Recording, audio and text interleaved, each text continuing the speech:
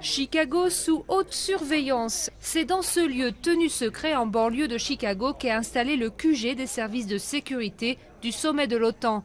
Ici, plus de 40 agences, FBI, services secrets, police municipale collaborent pour prévenir toute menace. La préoccupation numéro 1 du FBI, c'est que Chicago soit la cible d'une attaque terroriste. Est-ce qu'on a des indices d'une opération en cours? Non, pas du tout. Pour renforcer la sécurité, la ville située au bord du lac Michigan a reçu une aide de 50 millions de dollars. Des chefs d'État et du gouvernement d'une cinquantaine de pays sont attendus au sommet, mais aussi des milliers de manifestants. Toute manifestation sera tenue à l'écart du centre McCormick où le sommet se déroulera.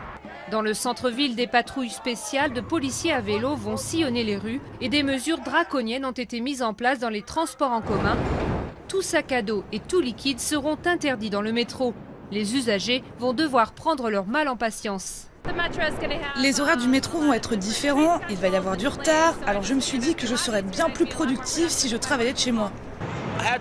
Je dois travailler et terminer mes projets d'école, donc je n'ai pas le choix, il va falloir que je passe par ici. Un jour de désagrément, c'est beaucoup mieux que d'avoir des blessés. Le temps d'un week-end, Chicago, surnommée la ville du vent, sera une ville morte. D'après la police, aucune menace sérieuse n'est attendue.